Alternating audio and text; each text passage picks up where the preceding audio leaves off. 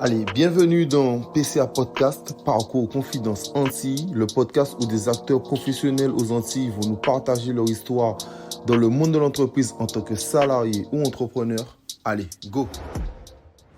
Alors, tenant comme ça, je disais à ta mère, ce gamin-là, ce sera le meilleur du monde. Je disais, ce gamin-là, il sera mieux que n'importe qui d'autre.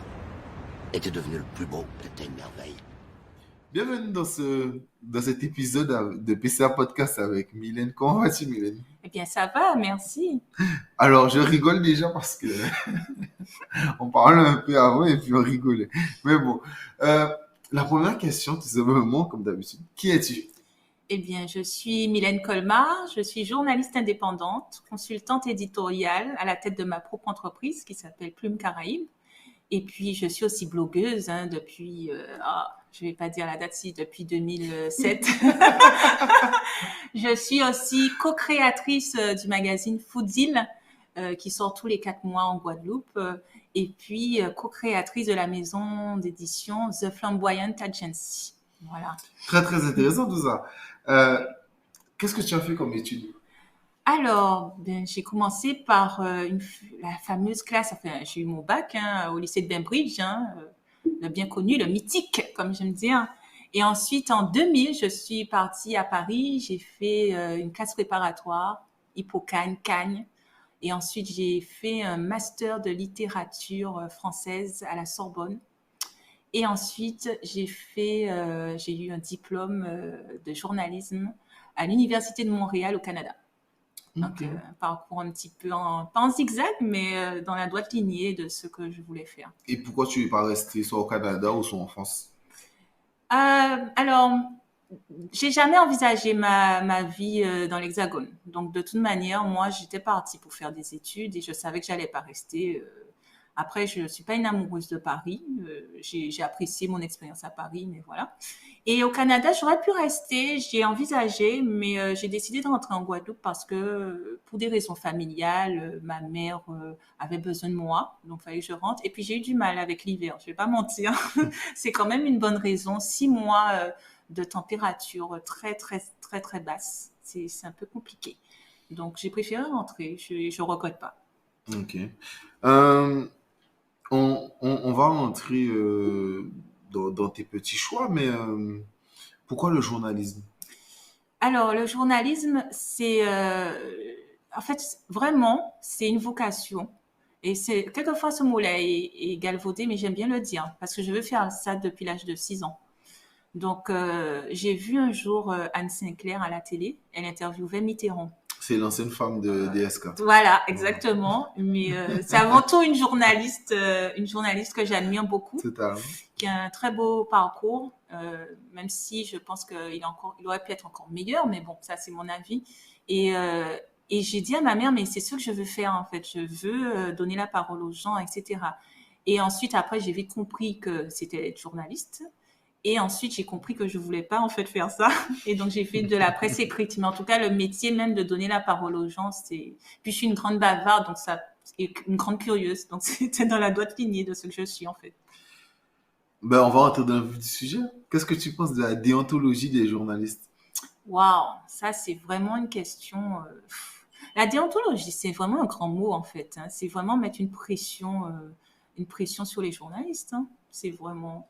Mais je pense que déontologie, c'est presque un serment qu'on fait quand on est en école de journalisme. On dit qu'on va être des passeurs d'informations et qu'on va être honnête. Souvent, on parle de subjectivité, mais en fait, on est forcément subjectif.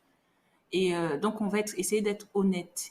Et donc, la déontologie, c'est quelque chose que j'essaie de suivre. Et je pense que c'est un challenge à relever au jour le jour pour les journalistes. Alors, est-ce que la question c'est, bon, qu'est-ce que la déontologie pour un journaliste? Donc, je pense y avoir répondu un petit peu. Est-ce que tous les journalistes sont forcément en train de suivre une certaine déontologie? Je pense pas. Mais parce que comme tout humain, un journaliste, c'est avant tout un homme et qu'on se fait nos propres règles. Donc, voilà. C'est très intéressant que tu me dis ça, mais toujours dans la continuité de cette question, Qu'est-ce que tu penses de Noam Chomsky qui a écrit La fabrication du consentement? Donc, le travail des journalistes pour faire consentir, exemple, à telle guerre ou à telle guerre. Ça, c'était hyper intéressant. Donc, c'est pour ça que je te parle en gros, de la déontologie aussi. Oui, mais alors, forcément, il a expliqué quelque chose que d'autres journalistes avaient expliqué, hein, en parlant de chiens de guerre, etc. Exactement la même chose. Euh, En fait, c'est la vérité. C'est la vérité. Quand un passeur d'information, forcément avec sa subjectivité, il va influencer une masse de personnes qui le lisent. Est-ce que c'est orchestré? Des journalistes sont commandités, orchestrés par les pouvoirs pour faire en sorte que... Alors là, on rentre dans autre chose, ce qu'il explique bien. Est-ce que je suis d'accord avec lui? Peut-être, peut-être pas, en fait. En fait, sincèrement, c'est difficile pour moi de répondre à la question, en fait. Parce qu'il faudrait vraiment que j'y réfléchisse. Est-ce qu'à l'échelle du monde des journalistes concourent à faire que la population accepte des guerres? Oui, mais est-ce qu'ils sont commandités ou est-ce que parce que ce sont des humains et par leur ressenti, ils ont besoin aussi que les autres partagent la même chose et se disent qu'une guerre est valable? C'est quand même autre chose. C'est vrai, mais dans la lignée de cette question, moi, je te prends un exemple banal. En ce moment, on vit la crise sanitaire. OK? Comment un journal comme Le Monde peut aller contre Bill Gates quand il se fait financer 4 millions d'euros par Bill Gates? Mais exactement. Mais là, tu parles du journal. Mais est-ce que tu parles... Alors, le journal est constitué de journalistes. Hein? Mais un journaliste, c'est une personne... C'est vrai, Voilà, donc- mais quand son big boss s'est fait financer 4 millions. Oui, donc forcément, il a une pression indirecte en se disant, effectivement, je vais m'auto-censurer. Et nous, journalistes, il faut pas qu'on se mente, on s'auto-censure souvent. Parce que Mais c'est ce qui s'est passé avec Total. Je crois que c'est Le Monde qui s'était fait punir par Total. En gros, punir, quand je dis punir, c'est par le manque de pub. Ils n'avaient pas pris de pub parce qu'ils avaient fait un vrai article pour dénoncer ce que Total faisait. Donc, mais comme c'est la Bill preuve Gates, qu'on peut le faire. on peut le faire, mais on est vraiment sanctionné derrière. Voilà, mais justement, mais est-ce qu'un journaliste, lui, il ne doit pas écrire son article en s'auto-censurant le minimum possible? Parce que pour moi, forcément, on est humain, donc on se dit, ah oui, effectivement, mon journal risque de perdre telle pub et tout. Mais quand même, j'écris l'article. Quand même, je fais en sorte qu'il soit publié. Je vais me battre pour qu'il soit publié. Et s'il y a quand même des affaires qui sortent, des dossiers qui sortent, c'est bien que tous les journalistes ne sont pas commandités et sous la coupe de Mais leur patron. la plupart des affaires qui sortent, c'est à Mediapart. Nous sommes d'accord. Mediapart Mais- ou des consortiums de C'est journalistes. vrai. Oui, comme Wikileaks, etc. Voilà. Mais là-bas, c'est Mediapart. En fait, je parle en France généralement, ou le Canard enchaîné, mais on va dire Mediapart. Mais Mediapart a quand même un système de financement autre. Oui, mais Mediapart est quand même subventionné. C'est Aussi. vrai, mais il y a beaucoup de personnes qui participent quand même. Oui, bien sûr, bien sûr. Au Non, mais financement alors de je la dis radio. pas, j'ai pas envie de dire, effectivement, faut dire les choses. J'ai pas envie de dire que un journaliste n'a pas la pression de son rédacteur chef ou n'a pas la pression ou ne s'auto-censure pas. J'ai moi-même dit qu'on peut s'auto-censurer puisqu'on est des humains. On a envie de préserver notre poste quand même, hein. C'est ça la réalité. Mais je veux dire aussi, il faut pas toujours penser systématiquement que oui, tel journaliste n'a pas écrit ça parce qu'il a peur, parce que il y a aussi des journalistes qui sont engagés et même s'ils sont pas forcément véhéments, etc., nous sommes avant tout des passeurs d'informations. Nous ne sommes pas là forcément pour prendre position sur telle ou telle chose. Ça, c'est le rôle des éditorialistes. Un journaliste, il est là pour transmettre une information. Donc voilà, après, il y a une analyse derrière, il y a des choses derrière, mais on n'est pas forcément tous Après- sous la coupe de puissants, etc., qui nous disent, tiens, il faut écrire tel mot ou il faut pas dire ça, etc. Je comprends. Voilà. Comment tu peux expliquer le manque de confiance envers eux, des citoyens? Oh, le manque de confiance, est-ce que on n'est pas dans un monde de manque de confiance généralisé finalement? Je sais pas. Non, mais on peut se poser la question. C'est-à-dire que quand tu regardes bien, on n'a pas confiance dans les politiques. Ouais, ça, c'est normal. Ça c'est toi qui le dis, Ah totalement. oui, oui, totalement. Mais on n'a pas confiance finalement dans nos médecins, dans nos scientifiques, puisqu'on remet en cause un vaccin, etc. On n'a pas confiance dans les réseaux sociaux parce qu'il y a des censures. On n'a pas confiance en Google parce qu'il a son algorithme qui censure des gens. On n'a pas confiance dans les influenceurs parce qu'ils sont payés. Donc finalement, ce manque de confiance, je dis pas qu'on doit pas se remettre en cause. Hein. Moi-même, je me remets en cause en me disant pourquoi telle personne critique mon article en me disant j'ai pas écrit ça, etc. Mais je me dis aussi que je vais continuer à faire mon métier avec honnêteté et que c'est pas parce que les journalistes sont critiqués pour ça ou parce que les lecteurs ont moins confiance en nous qu'on va pas continuer à faire ce qu'on fait. Donc je peux pas l'expliquer vraiment ce manque de confiance, si ce n'est que on a perdu peut-être un peu notre proximité avec les gens et que justement ils ont le sentiment parfois et quelquefois avec raison qu'on est un peu en dehors de leur réalité et qu'on est moins dans le passage d'informations justement, la transmission d'informations que dans l'analyse et puis exprimer notre propre avis. Mais ça c'est parce qu'aussi on veut de plus en plus avoir des journalistes éditorialistes qui s'expriment via les réseaux sociaux, etc. Et quand justement on ne s'exprime pas parce qu'on dit qu'on n'est pas au courant, ben on est très critiqué. Ça m'arrive très souvent. On me dit, ah Mylène, tu ne sais pas ça, comment t'as pas un avis sur ça, t'as rien à dire sur ça. Moi, je prends le temps d'analyser avant de parler. Et donc, ça peut prendre un peu de temps parce que je peux pas tout savoir sur tout. Et il faut aussi que les gens puissent nous donner une chance. Et c'est pas souvent le cas. Donc, j'en profite pour faire passer le message. Quand j'écris quelque chose, c'est parce que j'ai le sentiment que je peux m'exprimer, que je peux vraiment transmettre une information, transmettre quelque chose. Et si j'écris pas dessus, c'est pas parce que ça m'intéresse pas, c'est souvent aussi parce que je vois ma limite et je me dis, ben si j'ai pas quelque chose vraiment à apporter, ben je l'écris pas. À quoi ça sert? Si ce n'est que faire du bruit dans le bruit. Non, mais c'est intéressant. Par contre, pour répondre au début de ta question, exemple, si on n'a pas confiance dans les politiques, prends un exemple banal, si on prend la Guadeloupe, ben, les gens n'ont pas d'exemple dans leur truc. Donc, sachant qu'il y a eu des magouilles avec des politiciens, tout ça. Donc, c'est déjà normal que les gens n'aient pas confiance. Pareil, qu'on voit l'état de la Guadeloupe sur beaucoup de plans en termes de modernisation, de toutes ces choses-là. Ça reste toujours les mêmes politiciens qui sont au pouvoir depuis des années. D'accord, on voit toujours les mêmes, depuis petit jusqu'à là. Pas grand-chose n'a changé. Si on prend l'exemple de la France à plus grande échelle, la désindustrialisation de la France est terrible. D'accord, on peut dire ce qu'on veut. Il y a beaucoup d'autres pays qui sont partis et qui partent parce que le travail n'est pas fait. Il y a énormément de chômage. En 2019, il y avait déjà environ entre 10 et 11 millions de pauvres en France. Le Covid est passé par là, la crise sanitaire est passée par là. Là, pour l'instant, il y a toujours les aides d'entreprise. Quand les aides d'entreprise vont s'arrêter complètement, on en reparlera. Et là, le million de pauvres, je pense que ça va encore augmenter. Donc voilà le manque de confiance dans les politiques. Pareil sur les vaccins. Moi, je pense pas que les Français ont un problème avec les vaccins. Beaucoup de vaccins sont obligatoires. Ça n'a pas dérangé.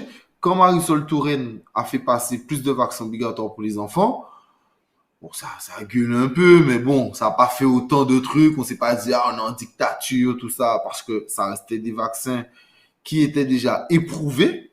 D'accord? Donc, même il n'y avait pas de médecin plateau, exemple comme Raoult ou le professeur Toussaint, ou Toubiana, tous ces gens-là n'étaient pas arrivés pour dire, ou docteur Perron, qui est arrivé pour dire, mais il y a quand même des doutes, ou exemple, la femme, le docteur Henri Claude Joseph, là, qui aussi fait ça. Là, aujourd'hui, on est sur quelque chose de conditionnel, d'accord? Donc, demain, le même vaccin que les gens ont pris aujourd'hui, on peut dire que finalement, il n'est pas validé parce que les tests ne sont pas assez bons, d'accord? C'est une réalité. Alors, autant eux tous, les quatre, donc Moderna, Pfizer, AstraZeneca, et le quatrième, j'oublie, mais bon, et les quatre vaccins peuvent être validés et il n'y a aucun problème. Autant aussi, les quatre peuvent être refusés finalement parce que là, ça reste bien quelque chose de conditionnel. C'est ce que les gens doivent garder en tête. Donc, je pense que c'est un peu tout ça qui fait que les gens n'ont pas forcément confiance. Et là, je reviens sur ce que tu disais, c'était intéressant. C'est vrai, on peut avoir un avis sur tout. Et c'est vrai que le côté éditorialiste où on doit donner son avis, je le vois exemple dans le monde du sport. On voit que beaucoup de journalistes aujourd'hui, c'est parce qu'ils ont une personnalité on prend l'exemple, Daniel Riolo, lui, c'est quelqu'un qui donne constamment son avis, qui a une grosse personnalité, qui est clivant et les gens aiment ça. Oui, Donc voilà. voilà. Et aujourd'hui, tout le monde essaie de faire ça, alors qu'avant, non, le journaliste, il était là pour donner l'information. Il donnait les résultats. Totalement, donner les résultats, donner l'information. On va continuer.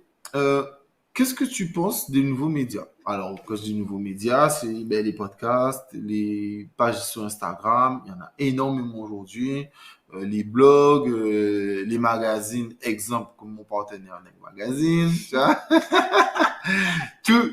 tout ce genre de nouveaux médias, qu'est-ce que tu en penses?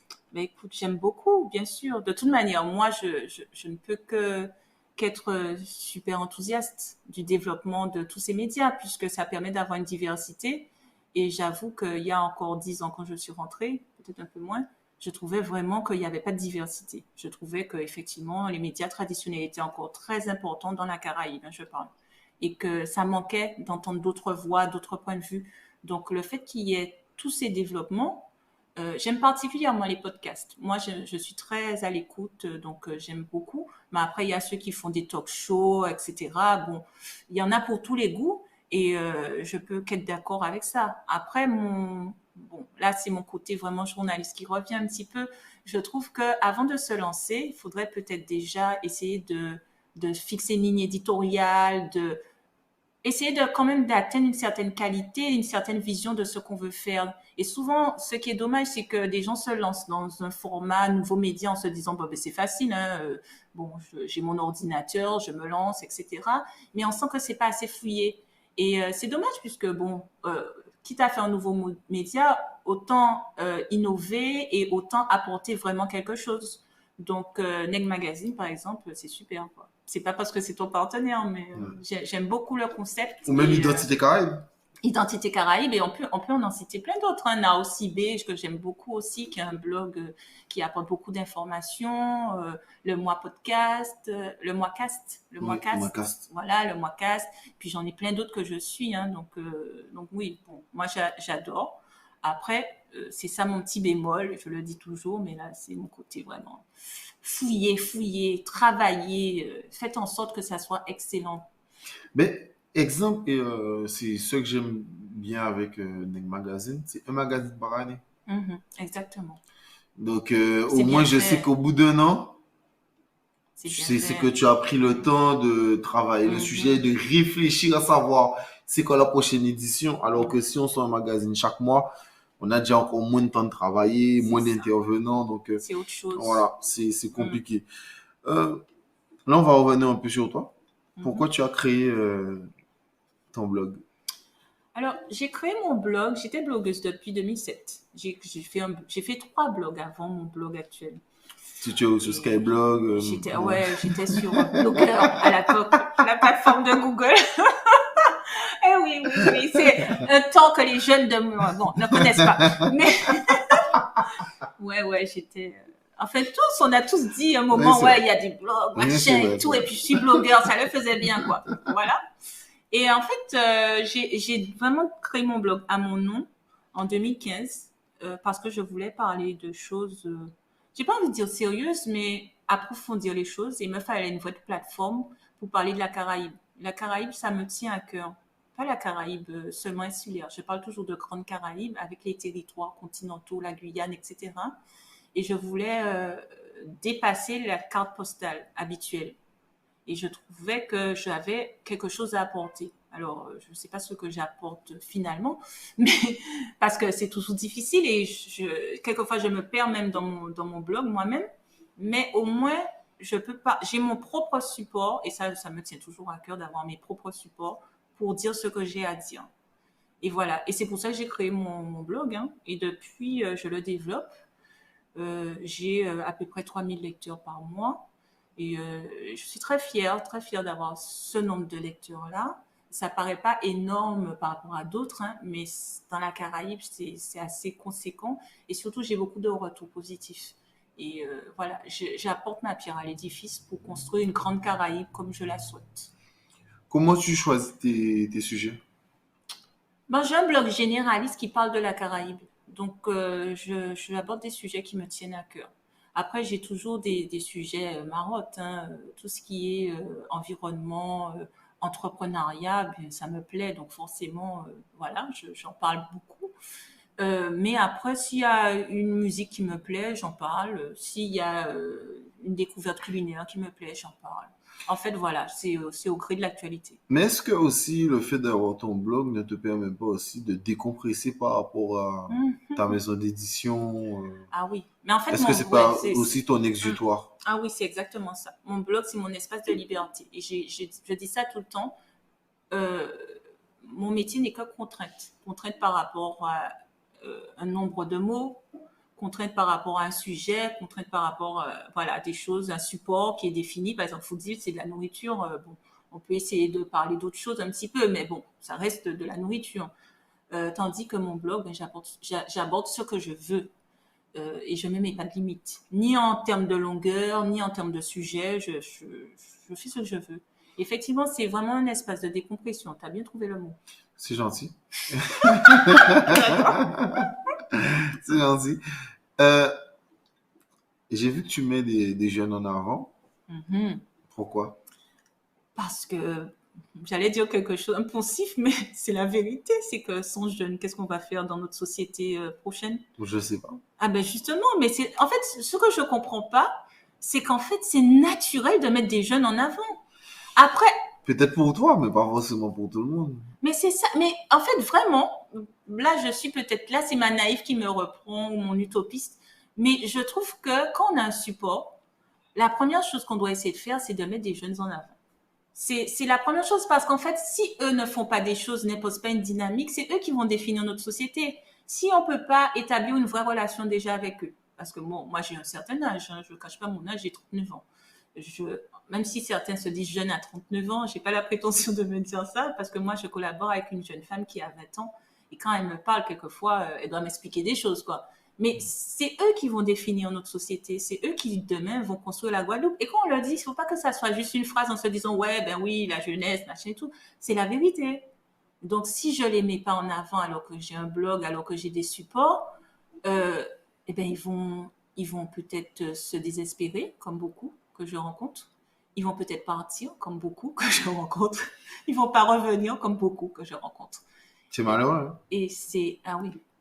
Moi, je peux pas supporter ça, en fait. D'ailleurs, Vraiment. d'ailleurs, Guadeloupe Première avait fait un truc sur ça, où il Oui. disait que la Guadeloupe, Guadeloupe Martinique sont les départements de France qui perdent le plus de jeunes, De jeunes. et ceux qui gardent le plus de jeunes et qui reviennent le plus, c'est la Réunion. Mais ceux qui perdent, bon, je suis pas réunionnais, donc c'est pas. Enfin, je suis content pour eux, mais bon, là, on parle Ce qui plutôt de nous la concerne, Guadeloupe. c'est quand même Voilà. En tout la cas, ce qui Guadeloupe. nous concerne en premier, là, déjà, ça, c'est la Guadeloupe. Donc, c'est vrai que la Guadeloupe perd énormément de jeunes, quoi. Et qui reviennent pas. Parce qu'en fait, qu'ils Mais partent, après, parce qu'il n'y a pas d'avenir. moi-même, si, mais si, justement, eh ben, tu vois, c'est ça. C'est que justement, en les montrant, en montrant ce qu'ils font, je montre qu'il y a des voies pour qu'il y ait. Non, mais je suis d'accord. Hmm. C'est bien le but de PCA Podcast, c'est quand même qu'il y ait un Ah peu ben voilà. d'espoir. Mais c'est de mettre en avant ceux qui font des choses au pays. Donc, je sais qu'il y a des choses. Oui, il C'est faut qu'on. compliqué. Oui, C'est mais on dur. peut se dire que c'est compliqué, c'est dur, mais pour autant, est-ce que c'est pas compliqué? Moi, j'étais au Canada, c'était compliqué. Pour d'autres raisons. Oui, mais alors, J'étais à Paris, c'était compliqué. c'est vrai. Mais, Donc, tu sais, je pense que ce qui est frustrant, pour un exemple, un bac plus 5 vient en Guadeloupe, mhm. le mec ou la fille, ils ont 10 propositions d'autres entreprises qui leur donnent le salaire qu'ils veulent, le truc, et ils sont ici à galérer en tant que chômeurs, à dormir chez leurs parents, à ne pas avoir de voiture. Mentalement, c'est dur. C'est très dur et je comprends ça tout à fait. Et moi-même, j'ai été dans le cas. Donc, je vais pas dire le contraire. Est-ce que pour autant je suis repartie? Non. J'ai Oui, trouvé des solutions. mais t'as dû avoir une grosse force de caractère. Oui, mais ça se travaille. Ça se travaille. Après, je peux pas dire j'ai eu des soutiens. Après, j'ai un métier qui me permet d'écrire et de travailler, effectivement, en étant en Guadeloupe, d'envoyer des articles ailleurs. J'ai eu des opportunités, mais ce que je veux dire, c'est que quand on revient en Guadeloupe, on sait qu'on n'aura pas le même peut-être niveau de salaire. On n'aura pas forcément effectivement le même confort tout de suite, l'appartement qui va bien, etc. Mais c'est presque de l'engagement aussi. Et le fait de revenir, ça permet aussi de rapporter cette envie aussi d'avoir les mêmes salaires et de pouvoir faire évoluer les choses. Donc, mon idée, c'est ça. C'est que quand je mets les jeunes ici en avant, c'est aussi de dire aux autres qui sont là-bas, bon, ben regardez, lui, effectivement, ça n'a pas été facile parce que je le mets toujours aussi, mais il a trouvé des solutions. Si vous aussi, vous revenez, vous allez peut-être trouver des solutions. Et peut-être pas, mais est-ce que ça vaut le coup de tenter? C'est juste ça, se poser la question. Et si la question est non, eh bien, vous restez ailleurs, dans d'autres pays. Et plein de gens le font. Il n'y a pas que les Guadeloupéens, hein, heureusement. Il y a plein d'expatriés partout dans le monde. Mais quand même, on est une île. Et si on perd notre population, et si on a une population vieillissante, en 2030, on sera à 60%, je crois, de seniors. Ça veut dire que c'est une île qui n'a pas d'avenir. Et c'est justement là où est le problème. Ben, c'est le même problème qu'à l'Europe. Oui, ben voilà. C'est le même problème. Voilà. Enfin, pas l'Europe, l'Occident. L'Occident. L'Occident. Voilà, le côté. L'Occident, c'est même L'Europe ça. vieillissante. Voilà, mais même le Japon a ce Aussi. problème. Le Japon, ils sont 89 millions. En 2030, ils seront plus que 60. Donc, ils vont perdre près de 30 millions de Ils ont personnes. la même. C'est, ouais, non, mais Et le Canada aussi, hein, mine de rien aussi. Non, mais c'est ça que je dis l'Occident. Moi, je le considère comme Ah oui, l'Occident. d'accord. C'est ça que je dis l'Occident. Le Canada, ils ont le même problème. Mhm. D'ailleurs, ils ont dit aux infirmiers qui De peuvent venir. venir travailler. Très opportunistes, les Canadiens, c'est bien. Mais ils ont raison, ils ont raison. Non, mais c'est super important pour toi de transmettre et ça, Oui. c'est vraiment cool. Et c'est quoi le terme Caribbean bloggers? Caribbean blogueuse. Alors, ça, c'est un terme que j'ai emprunté à mes consoeurs du reste de la Caraïbe, puisque nous faisons partie de la Caraïbe, comme j'aime toujours le rappeler. C'est que je parle de la Caraïbe, je suis engagée. Alors, j'aime pas le mot engagée d'habitude, mais s'il y a un engagement que j'ai, c'est bien de parler de la Caraïbe et autrement. Et c'est pour ça que je me range dans les Caribbean bloggers. Et je pense qu'on peut être Caribbean blogger en ne vivant pas dans la Caraïbe. C'est vraiment un engagement d'aimer sa région et d'en parler différemment. C'est-à-dire aller au-delà de cette carte postale qui est fatigante de toute manière, on en a assez. Et même les touristes en ont assez. Donc, c'est dire... Comment tu choisis le fait d'avoir des partenaires? Tu as eu pas mal de partenaires dans ta vie. On parle de partenaires professionnels. Oui, précision importante. Partenaires professionnels. Comment tu choisis ces partenaires et pourquoi? Alors, je choisis les partenaires comme je fais pour tout. Hein, c'est-à-dire que c'est une histoire d'une rencontre. C'est-à-dire que j'aime beaucoup analyser les gens et aller au-delà de ce qu'ils présentent. On porte tous un masque. Ça, c'est mon côté balsacien qui définit bien la société et qui dit que chacun porte un masque. Et j'aime bien aller au-delà du masque. Et quand je vois qu'il y a quelque chose qui m'interpelle positivement, négativement, je mets de côté, hein, généralement, positivement, ben je décide d'être partenaire. Et c'est vraiment ça. Donc, ça n'a rien à voir avec l'argent. Ça n'a rien à voir avec le prestige, etc. J'ai des gens qui étaient très prestigieux qui m'ont demandé, j'ai refusé. J'ai cette possibilité de refuser. Et donc, je choisis mes partenaires avec le cœur, tout simplement. Et, c'est beau ça. Oui, c'est beau et c'est la vérité. Non, mais je comprends totalement. C'est la plus belle des Mais toi aussi, de toute manière, c'est oui, comme totalement. ça que tu as choisi tes partenaires. De toute manière, je ne vois pas comment tu aurais pu faire autrement. Vu qu'on a discuté un petit peu. Mais c'est bien. Je pense que c'est aussi comme ça que les partenariats perdurent. Oui, totalement, parce qu'il n'y a pas que l'aspect financier. Ben, déjà, PCA Podcast, c'est pas financier, donc c'est moi-même, donc c'est pas mon travail, donc c'est pas grave. Et c'est vrai que quand on n'a pas la pression, d'ailleurs, on en parlait tout à l'heure, la pression du journaliste ou la pression du blogueur. Parce qu'exemple, le plus gros podcast aux États-Unis s'est fait racheter par Apple, si je ne me trompe pas. Non, par Spotify. Par Spotify pour 100 millions de dollars. C'est énorme. Wow. Ouais. Ah oui. C'est en exclusivité sur Spotify. Et c'est le plus gros blogueur. Et voilà quoi. Donc quand maintenant c'est son travail et qu'il est obligé de faire ça, c'est déjà vraiment une autre pression. Donc voilà. Alors, et dans la continuité, pourquoi avoir créé Foodil? Enfin, pourquoi avoir participé à la création de Foodil? Voilà. Alors, justement, Foodil, Foodil, j'ai co-créé le magazine. Alors, c'est une précision importante parce que Jessica Brudé a créé Foodil, son entreprise, qui est son entreprise, sa marque. Ben, c'est une entreprise de communication autour des acteurs de la restauration. Donc, elle est dans l'influence, comme on connaît, hein, mettre en avant des restaurateurs, des mets, etc. Mais aussi, elle peut s'occuper de la communication de chefs, etc. Et elle a aussi des ateliers qu'elle organise. Donc, c'est assez vaste. Mais elle est venue un jour me voir. On se connaissait parce qu'on avait collaboré dans le cadre de notre association Guadeloupe Tech sur différents projets bénévolement. Et on avait très bien accroché, on est devenus amis. Et un jour, elle est venue me voir et m'a dit, Mylène, j'aimerais créer mon magazine. Au départ, c'était un magazine web. Et elle m'a dit, mais par contre, je veux pas que tu sois prestataire, je voudrais qu'on le fasse vraiment ensemble, qu'on soit vraiment partenaires. Parce que généralement, les gens, ils te payent. Voilà, pour ils me participer. payent pour... En fait, ils viennent me voir, ils me disent, j'ai un projet, j'ai besoin d'avoir du conseil, de l'accompagnement, etc. Et puis je leur dis, ben ça fait tant pour ça, pour cette prestation, ils me payent. Et puis moi, quand j'ai fini ma prestation, ben le magazine, il suit son cours. Hein, j'ai plus rien à voir avec ça. Et là, ce n'est pas le cas. Là, on a co-créé le magazine ensemble. Donc, j'ai pu mettre mes idées dedans.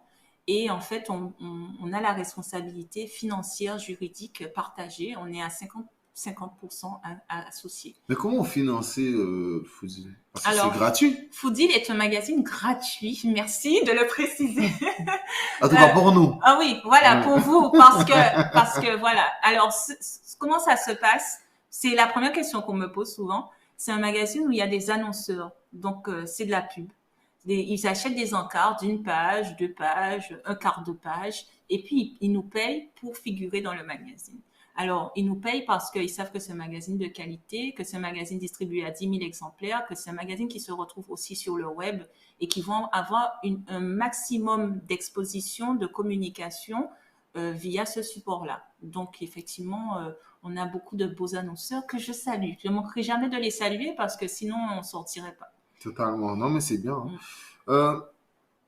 Comment, enfin, que penses-tu de notre cuisine et de l'authenticité de notre cuisine antillaise? Alors ça, c'est vraiment un vaste débat. Alors moi, J'imagine bien. évidemment, je peux pas dire le contraire. Notre cuisine, c'est la meilleure. Non, mais au-delà de ça, notre cuisine est tellement le résultat de métissage qu'elle est quand même exceptionnelle. Après, on va me parler de cuisine japonaise, de cuisine indienne, franchement de cuisine française qui est ma moins favorite, hein, je vais pas mentir. C'est vrai? Mais ouais, la cuisine française avec beaucoup de beurre, de sauce, voilà, je veux pas la limiter, hein, mais bon, c'est moins, bon, voilà. Mais notre cuisine, elle est un mélange de tout ça, elle est un carrefour. Donc, on peut pas mesurer la richesse de cette cuisine quand même, tu as indienne, tu as française, tu as tout qui se retrouve mêlé dedans. C'est pour ça que je dis quand même, elle est exceptionnelle. Est-ce qu'elle est la meilleure? Bon, ça c'est encore autre chose. Mais en tout cas, elle est différente des autres. Et oui, et puis bon, il faut garder cette authenticité. Et ça, c'est un vrai combat que mène Foodil. Et les valeurs de Foodil, de Jessica Brudé, c'est vraiment de favoriser le local, de mettre en avant des produits locaux, de mettre en avant nos traditions et de valoriser, protéger nos mets traditionnels. Et donc, forcément, l'authenticité des plats, il faut la conserver. Et ça implique que les chefs sachent comment on fait un colombo, par exemple. Mais d'ailleurs, dans la continuité de la question, j'allais te poser la question, comment les chefs te voient, les chefs d'entreprise te voient aussi? Ils vous voient, Jessica et toi, comme des critiques ou alors comme des partenaires? Ah non, ils nous voient comme des partenaires parce qu'on ne met pas en avant cet aspect critique, tout simplement parce que moi, me concernant, j'accompagne Jessica Brudé dans son projet Foodil, mais je ne m'avance pas comme une journaliste culinaire, hein, pas du tout. Et vraiment, même si je pense savoir ce qui est bon ou pas bon, ce sont mes goûts. Et je ne vais pas aller critiquer ce qu'un chef fait. Parce que je ne vais pas me le permettre, tout simplement. Je pense que je n'ai pas les compétences. Donc, ce qui veut dire que dans les restaurants, tu es très, très bien reçu. Oui, on est bien reçu, mais encore une autre précision, ça mérite d'être dit, on paye nos plats. Ah, oui. Ah oui, non, mais on aurait pu se dire justement, voilà, on fait Foodil, on pourrait aller dans un restaurant, manger et s'en aller. Pas du tout, on paye justement parce qu'on n'est pas des critiques, mais pour autant, on veut garder quand même notre caractère honnête et on parlait de tout ce qui est déontologie. Ben, la déontologie de Foodil, c'est de payer pour tout. Donc, nos prestataires sont payés, quand on va au restaurant, on paye, voilà, qu'on achète un produit, qu'on offre, etc., on paye. Et ça nous permet d'avoir cette liberté de choix. Donc, on critique pas forcément les mets, mais c'est une critique de mettre en avant un chef et pas un autre. Donc, c'est dans ce sens-là où il y a la critique, il y a la sélection. La sélection est une critique. Après, faire un choix, ça reste toujours compliqué, hein. C'est quand on ne fait pas de choix que c'est facile. Donc, d'ailleurs, j'ai beaucoup aimé, c'est d'un podcast que j'écoutais, de YouTuber qui s'appelle Take Out. Mhm. Et il parlait de ça, entre la différence entre Apple et Microsoft. Donc, quand à Microsoft, il expliquait qu'on peut tout faire, il y a tous les choix, et qu'Apple, ben, eux, ils limitent les choix. Alors, le plus difficile, c'est de faire des choix. Donc, voilà. Bon, donc là, ça revient à pareil. C'est exactement la même chose. C'est pour ça. Euh, Comment tu choisis les lieux à mettre en avant Alors justement, je ne choisis pas. C'est C'est Jessica Jessica qui Boudet qui choisit. Jessica, c'est le cœur du magazine. Moi, j'accompagne. Et c'est pour ça que c'est sa marque. Foodil, c'est sa marque. C'est son entreprise. Et c'est elle qui a la connaissance, qui a le carnet d'adresses pour choisir. Donc, en fait, moi, je fais des choix dans, quelquefois, les experts complémentaires, voilà, qui apportent quelque chose. J'ai des rencontres avec des gens pour d'autres supports ou voilà. Et ça me permet de me dire, ah oui, telle personne, elle pourrait parler d'hygiène ou telle personne pourrait parler d'immobilier en lien avec la restauration. Mais dès lors qu'il s'agit de chefs, et surtout le chef en couverture ou des chefs à mettre en avant, c'est Jessica qui décide. Donc, c'est bien. Au moins, je n'ai pas à choisir. Si tu devais vivre un autre endroit que la Guadeloupe, ça serait où? Eh bien, ça serait Montréal. Ça serait Montréal. Alors, bon, je sais que j'ai dit que Le froid, c'est froid. dur. Alors, j'aimerais bien. En fait, à un moment, c'était mon projet de vie. 6 mois, 6 mois, mois. exactement. Ah, t'as deviné. 6 mois, 6 mois. Ah ouais. En fait, et je pense que j'ai pas perdu de vue ce projet-là. Après, il y a eu la crise sanitaire et puis le développement de mes entreprises qui fait que je suis souvent en Guadeloupe. Mais mon projet, c'est un peu ça quand même, de pouvoir. La Guadeloupe reste un archipel, reste une île aussi où on peut tourner en rond. L'idée aussi, c'est l'ailleurs, c'est forcément enrichissant. Et vivre ailleurs pendant un petit bout de temps, pour connaître l'ailleurs, ça m'a toujours plu. C'est pour ça que j'ai vécu à Londres, j'ai vécu dans d'autres endroits. Et Montréal, c'est vraiment mon coup de cœur. Ça restera, je m'y suis fait des amis pour la vie, je pense vraiment.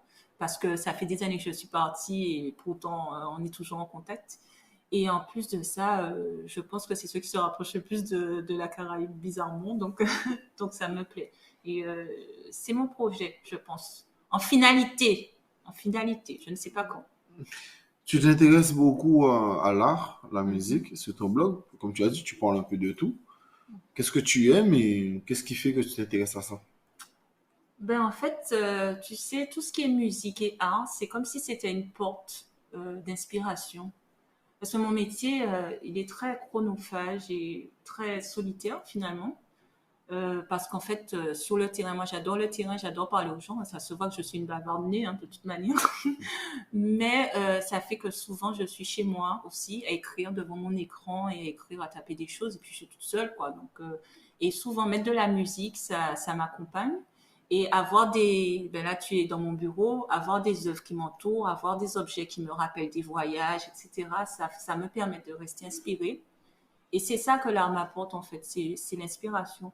Et j'aime partager ça avec les gens. En fait, c'est tout simplement. En fait, les gens me disent, mais pourquoi tu parles de musique sur ton blog? Mais en fait, tout simplement parce que j'ai envie de partager ça avec les gens et que si ça peut être une solution aussi pour les gens d'écouter Missy Sadiq, big dédicace à Missy Sadiq, hein, que j'adore. Mais voilà, ça apporte ça aussi. Donc j'aime l'art, j'aime beaucoup l'art.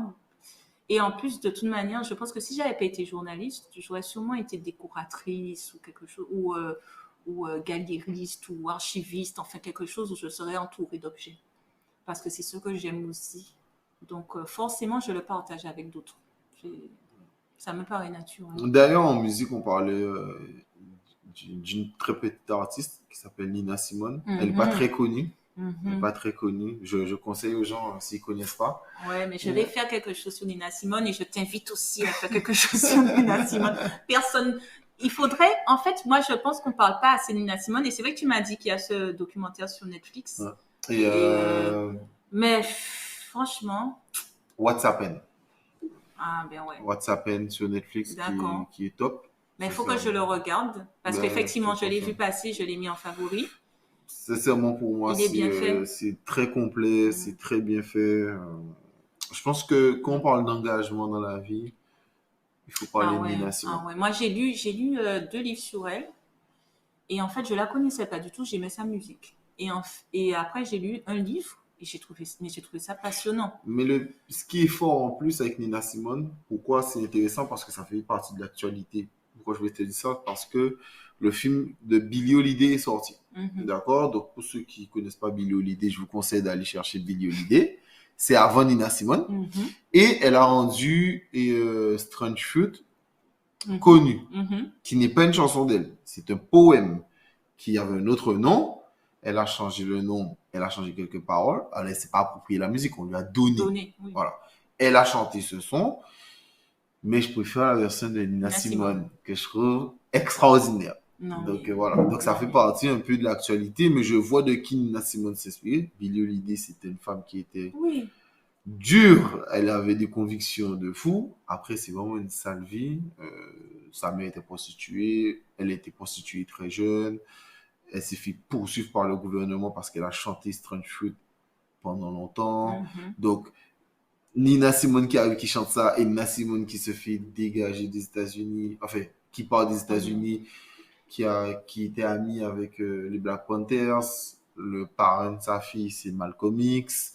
Euh, elle mhm, a beaucoup aimé, les Black Panthers ont beaucoup aimé aussi à l'époque aussi Fanon. Donc, Nina Simone, c'est vraiment la continuité de Billie Holiday. mhm. Billie Holiday s'est réincarnée en cette femme et ça a été vraiment. Donc, en termes d'art et musique, alors c'est pas de la musique caribéenne, mais en termes d'art et Oui, musique, mais c'est je me c'est limite pas. Après, vraiment. je parle beaucoup de musique caribéenne sur mon blog parce qu'il est consacré à la Caraïbe, mais je suis pas du tout limitée. Et je pense que quand effectivement, tu regardes des films ou tu lis des livres sur certains artistes, je sais pas, ça donne une profondeur quelquefois. Ceux qui chantent, après, tu en as des frissons. Et Nina Simone, effectivement, quand tu m'as parlé de Nina Simone, je me suis dit, tiens, je vois à qui j'ai affaire, quoi, parce que c'est quelqu'un, moi, je pense qu'il faudrait qu'on fasse écouter aux enfants Nina Je Simone. suis d'accord. Voilà, mais bon, commençons nous-mêmes Mm. par faire un podcast sur Nina Simone. Et Pourquoi pas? après, Non, ouais, sincèrement, non, mais je pense ouais. que ça peut être une bonne Mhm. idée. Mais d'ailleurs, l'une de mes questions, c'est tu as lancé un podcast à un moment. Pourquoi? Alors, j'ai lancé un podcast, c'était l'idée d'Axel Coulangean. Alors, Axel Coulangean, c'est The Caribbean Boss Lady, elle a fait sa plateforme et elle voulait faire un podcast parce qu'elle m'a dit, Mylène, il faut qu'on fasse un podcast, qu'on donne la parole aux femmes, on n'entend pas assez les femmes caribéennes, etc. Comme c'était elle et comme c'était quelque chose qui me tenait à cœur, de toute manière, donner la parole aux gens, moi, en fait, tu me parles de Caraïbes et de donner la parole aux gens, allez, j'embarque. Voilà. Et donc, on a fait le podcast ensemble. Mais je dois avouer que j'ai accepté ton podcast parce que pareil, je sais pas, j'ai vu que tu voulais faire quelque chose mais le podcast c'est pas naturel chez moi. Faire de l'audio, moi c'est la plume, c'est écrire parce que je maîtrise. Et elle, c'est parce que c'est mon amie de toujours, que je savais qu'elle avait une vision et je savais que ça allait apporter quelque chose. Je me suis lancée. Mais voilà, on a fait ça et on a fait ça pendant 13-14 épisodes. C'était pas mal quand même. Après, on a arrêté pour diverses raisons, parce qu'Axel allait se lancer en politique, parce qu'il y avait peut-être aussi une petite lassitude, et parce qu'on n'a pas réussi à trouver vraiment notre modèle, etc., pour financer le podcast, etc. Peut-être plein de choses, mais peut-être qu'on le relancera, en fait. Parce que vous vouliez financer le podcast. Oui, parce qu'en fait, on avait pris un prestataire, donc ce qui fait que pour le montage, etc., parce qu'on voulait développer vraiment, avoir un studio pour enregistrer et faire qu'il soit aussi peut-être aussi en anglais, enfin quelque chose où on aura une vraie plateforme. Enfin, je pense que quelquefois on se fixe des ambitions, mais qui vont aussi nous limiter aussi par ailleurs. Tiens, ça te parle? Oui, non, mais Et je donc, comprends totalement. mais voilà, et ça qui fait que je pense qu'on était un peu déçus, peut-être par nous-mêmes, et peut-être que ça avance pas comme on voulait aussi. Mais moi, je Donc, pense que de toute manière, là, on va parler d'entrepreneuriat. mhm, Moi, je pense que il y a des fois, les gens ont des projets. Alors, là vous avez fait. Donc, là, ça, c'est pas totalement, ça s'applique pas totalement à vous. Mais en gros, je veux dire qu'il y a des gens qui ont des projets. ils vont faire 45 000 business plans, ils vont parler à 15 000 personnes, ils vont pas faire. Il y a des gens qui font, au début ils font mal, mais ils font. Et le fait de faire, c'est déjà pas mal et ils s'améliorent ensuite. Et je pense que parfois, il faut simplement faire ce qu'on a à faire. Et ce que ça va nous apporter, voilà. Et d'ailleurs, j'ai vu que le Moincast, il a fait un truc où il disait que c'était un hobby à la base. Et que d'où un hobby l'a amené, c'est cool. Pareil, quand je parle du gars qui s'est fait racheter son podcast à 100 millions, c'est un hobby à la base. Le mec, il invitait les gens, mais vu qu'il a une personnalité, quelque chose qui tourne autour de lui, que les gens aiment, ça a permis que les gens soient là. Donc, moi, je pense que c'est vraiment un ensemble de choses qui font que, voilà, c'est... Voilà. Mais en tout cas, il faut faire au départ. On voit qu'est-ce que ça donne. Si les gens adhèrent, après, ça amène à plein de choses, quoi. Je suis Donc, d'accord. parce que pareil, et je pense qu'elle en parlera encore mieux, mais quand on a parlé de Neg Magazine au départ, et c'était un devoir. C'était un devoir, ça, et puis après, elle s'est dit, ah, mais je fais un magazine, après c'était une petite revue, après c'est passé un magazine numéro 1, après finalement, elle partageait sur son compte privé, puis on parlait de sa page Instagram, elle a créé une page Instagram dédiée à ça. Finalement, elle se rend compte qu'on la suit énormément. Elle a eu beaucoup de bons retours. Donc, voilà. Mais au début, elle s'est juste lancée. Alors, elle a fait bien les choses, oui. Mais il y a des choses qui se sont améliorées. Je parle comme exemple comme la page Instagram, etc. Alors, moi, j'ai fait ça tout de suite. Parce que de toute manière, mon compte Instagram, à moi, perso, il est déjà privé. Donc, on ne peut pas faire un truc privé pour des gens publics. Donc, non. Et puis, j'aime bien séparer tout de suite les choses, quoi. Parce que déjà, je suis pas une personnalité publique et puis je trouve ça plus intéressant. Donc voilà. Tu n'as pas parlé de tes business. C'est vrai, on a parlé de ton accompagnement Foodie, mais on n'a pas parlé de tes business, de la maison d'édition. Ça se passe comment et qu'est-ce que tu fais vraiment dans ça? La maison d'édition, c'est elle qui porte le magazine Foodil. Donc, on a créé cette maison d'édition pour pouvoir justement facturer les annonceurs. Voilà, c'était ça l'idée au départ. Et maintenant, cette maison d'édition va aussi faire des livres culinaires. Donc, pour l'instant, on n'est que dans le culinaire, mais c'est une maison d'édition qui va accompagner beaucoup de projets qui ne seront pas forcément dans tout ce qui est culinaire, qui seront, dès lors qu'il y aura un magazine, la maison d'édition sera là pour apporter des conseils en matière de conseils juridiques, conseils éditoriaux, etc. Donc, en fait, c'est dans la droite lignée de ce qu'on fait déjà, mais c'est aussi pour étendre, parce qu'on s'est vite aperçu que des gens voulaient faire des magazines. Moi, mon entreprise de base, Plume Caraïbe, elle conçoit des magazines de A à Z. On vient, on a un projet de magazine, j'explique comment on fait le magazine, j'ai des prestataires, etc. Et on fait un magazine comme ça. Mais il y a aussi des gens qui veulent faire leur magazine, mais qui forcément n'ont pas toujours les moyens tout de suite de payer une prestation à Plume Caraïbe. Donc, dans ce cadre-là, on a mis en place la maison d'édition. On ne va pas faire beaucoup de support, mais pour les magazines, on a une personne qu'on accompagne déjà. On aura l'occasion de communiquer dessus. Et on fait aussi des livres culinaires. Les livres culinaires, c'est pour que nos recettes soient...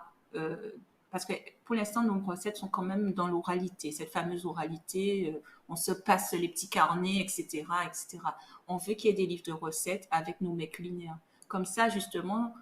la recette du Colombo, il y a une recette du Colombo. Après, on peut revisiter le Colombo. Mais pour revisiter le Colombo, il faut déjà connaître la recette authentique. Ou alors, même si ça ne vient pas de chez nous, et au moins on pourrait écrire la recette du granité bordelais. Voilà, par exemple. La fameuse. Ou voilà, c'est quand même... Non, mais c'est quand même expliquer que cette histoire de granité bordelais, bon, au-delà de ça...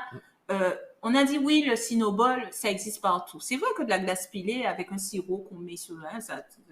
Mais la méthode, la manière de vendre, la manière de présenter, les sirops utilisés, la manière de... C'est ça en fait. Et c'est là où la polémique a divergé, etc. Mais comme toute polémique, hein, forcément, bon, voilà, il y a un peu de tout et rien.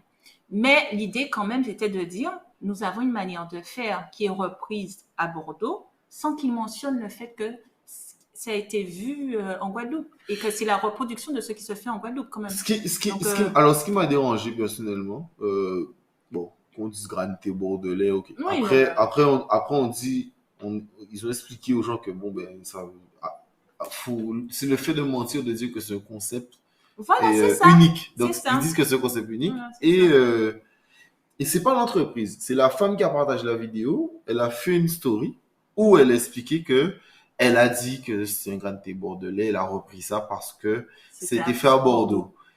Sauf que, bon, si je prends sa logique, donc les sushis qui sont faits en Guadeloupe, c'est le sushi guadeloupéen. Voilà. Bon, moi, j'utilise un Mac. Donc, c'est un Mac guadeloupéen. Ça n'a plus de sens. Ça n'a pas de sens. On est d'accord. Mais après, tu ne peux pas empêcher la mauvaise foi. Hein. Moi, j'aurais apprécié que cette influenceuse, bougueuse, je ne sais plus, disent, bon, ben écoutez, désolé, j'ai mal utilisé les termes, je me suis trompée, basta. On peut admettre qu'on s'est trompé. Moi, ça m'arrive tous les jours de dire aux gens, effectivement, j'ai fait une erreur, j'ai écrit ça, j'ai fait une erreur, plein d'excuses, et on passe à autre chose. Et c'est là où la polémique enfle, puisque cette mauvaise foi fait que c'est agaçant, en fait. Et surtout quand c'est répétitif. Ça fait des années qu'il y a des choses comme ça qui se font. Et heureusement, j'ai envie de dire que maintenant, nous avons développé justement des médias, des comptes sur les réseaux sociaux pour pouvoir dire non, on n'est pas d'accord. Donc, il faut que vous vous expliquiez, il faut que vous vous excusiez, il faut que vous vous rattrapiez d'une manière ou d'une autre. Et ça fait que, ou au moins faire entendre que non, c'est pas ça. Une voix contraire. C'est ça toute la pertinence en fait des podcasts, des nouveaux médias. C'est d'apporter des voix contraires. Donc c'est parfait. Est-ce que tu as un dernier message à passer? Alors j'ai envie de dire aux jeunes, parce que bon, c'est pas que bon des gens comme moi ou les seniors sont pas, je vous adore tous, chers amis guadeloupéens, bon voilà, et caribéens, mais j'ai envie de dire aux jeunes, prenez la plume, saisissez-vous des outils qu'il y a. C'est bien WhatsApp, c'est bien YouTube pour regarder, des gens qui sont en train de se casser la gueule ou je sais pas, des clips, etc. Bon, moi aussi je le fais de temps en temps. Ou des clips de Monsieur Sadi. Voilà, moi aussi je le fais, je partage et c'est super. Mais je pense que quand je rencontre les jeunes et que je vois tout ce qu'ils font, je me dis, mais si ils pouvaient juste le dire, que j'ai l'opportunité de les découvrir et pas seulement moi, plein d'autres, ça serait super. Alors, qu'ils fassent podcast, blog ou je sais pas, un compte Instagram et puis je sais pas, mais qu'ils fassent des choses où on peut découvrir ce qu'ils font. Et s'ils font ça, ça sera gagné et moi je les mettrai toujours en valeur. C'est vraiment le message que j'ai envie de faire et je ne suis pas la seule. Ça c'est important. On est beaucoup à vouloir les mettre en avant, mais si on ne sait pas qu'ils existent, c'est un petit peu plus difficile. Alors c'est à chaque fois ce que je dis, à ce que je forme, etc. Mettez-vous en avant et n'attendez pas, quand j'entends les gens pleurer en disant « Oui, mais Guadeloupe Première, si TF1 n'a pas fait ça. » Toi, tu as lancé ton podcast, tu t'es saisi de compte Instagram et PCA Podcast se développe, etc. Tu n'as pas attendu que telle personne vienne faire ou te mette en avant. Tu développes, tu lances et puis en faisant, petit à petit, en pérennisant, ben forcément, tu seras mis en avant par d'autres. Donc, c'est ça. N'attendez pas. Passez à l'action. Ça, c'est mon truc. Passez à l'action. Je suis d'accord. De toute manière, c'est dans le podcast qui sort avant. Donc, ça sera sur Identité Caraïbe. Aïe.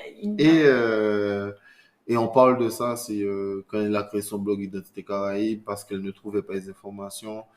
Moi, je dis, au lieu de dire qu'il n'y a rien, c'est toujours mieux de faire le rien qu'il n'y a pas. Voilà. Donc voilà, non, je suis totalement d'accord. Merci à toi. Eh ben, merci beaucoup, Axel. Cet entretien était très, très intéressant. J'espère ne pas avoir été trop bavarde, mais bon. Non, ça va, c'est pas si long que ça. Ça va, c'est pas si long que ça. De toute manière, c'est le format PCA. Hein. Donc, on parle et puis... c'est possible qu'on fasse un épisode peut-être hors série avec Nina Simone ou qu'on parle d'autre chose. Alors là, je suis partante. Voilà, ou qu'on parle d'autre chose. Merci à vous encore de nous avoir suivis. Allez, bye.